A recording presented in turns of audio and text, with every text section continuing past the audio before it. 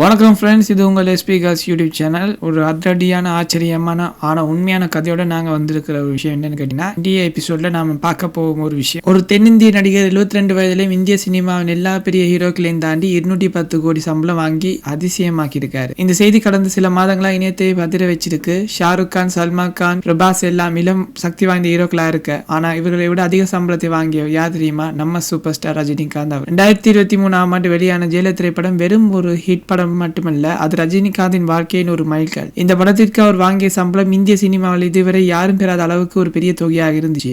ரஜினிகாந்த் என்ற பெயர் மட்டும் போதுமானது. ஆனால் அவர் வாழ்க்கை ஒரு அற்புதமான பயணம். ஒரு பஸ் கண்டக்டராக துவங்கி உலகம் முழுவதும் ரசிகர்கள் கொண்ட சூப்பர் ஸ்டாராக வளர்ந்தவர் தான். அவரது சாதனைகள், பேசும் விதம், நடிப்பு அனைத்தும் இன்று வரை ரசிகர்களாக கட்டிப்பிடிக்கப்படுகின்றன. ஜெயிலர் படம் ஒரு ஆக்ஷன் த்ரில்லர் கலந்த கதை. நெல்சன் இயக்கத்தில் கனாலிந்தி மாறன் சன் பிக்சர்ஸ் தயாரிப்பில் இந்த படம் ஒரு பெரும் வெற்றி பெற்றது. இந்த படத்தில் ரஜினி ஸ்டைல், மொழி, அவருடைய தனித்துவம் அனைத்து ரசிகரையும் ஈர்த்தது. இப்ப நாம வர்றோம் அந்த முக்கியமான விஷயத்துக்கு. ரஜினிகாந்த் ஜெயிலர் படத்திற்கு வாங்கிய சம்பளம் ஆரம்பத்தில் பேசப்பட்ட தொகை 110 கோடின்னு சொல்றாங்க. ஆனா படம் வெளியான பிறகு அதுவும் வெறும் சில வாரங்களே படம் 600 கோடி ரூபாயை வசூலிக்க தொடங்கியது. இதனால் தயாரிப்பாளர் கலாநிதமான சந்தோஷப்பட்டு ரஜினிக்கு போனஸாக மேலும் 100 கோடி கொடுத்திருந்தாரு. இதனால மொத்தமாக ரஜினி சம்பளம் 210 கோடி ரூபாயா உயர்ந்தது என்று சொல்லலாம். இந்த சம்பளம் ஏன் முக்கியமானது? இந்திய சினிமாவில் ஒரு ஹாலிவுட் மாதிரியான பெரிய சம்பளங்கள் குறைந்த அளவில் மட்டுமே இருக்கின்றது. ஆனா ரஜினி செய்தது எந்த எல்லையிலும் தாண்டின்னு தான் சொல்லலாம். இந்த சம்பளம் ஒரே நேரத்தில் ரஜினியை உலகளாவிய ஹீரோக்களில் ஒப்பிடும் போது அளவுக்கு உயர்த்தி இருக்கு. இது வெறும் படம் மட்டுமல்ல, அவர் சாதனை அங்கீகாரம். ஷாருக், சல்மான் கான், பிரபாஸ் மற்றும் வேறு நடிகர்கள் சம்பளம் 5 நிமிஷம் யோசிச்சு பார்த்தோம்னா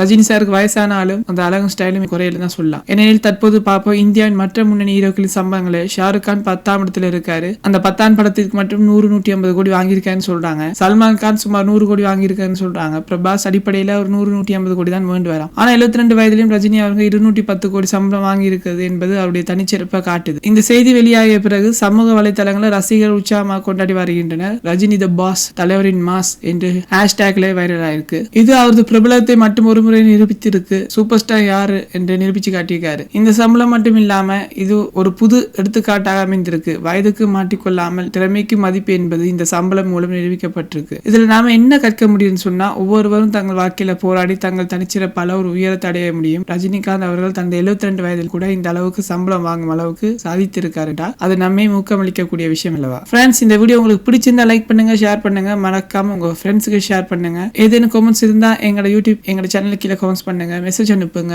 மறக்காம SP gas YouTube channel subscribe பண்ண மறக்காதீங்க. அடுத்த வீடியோ சந்திக்கும் வரை உங்களிடம் இருந்து விடைபெறுவது உங்கள் விஷயம்.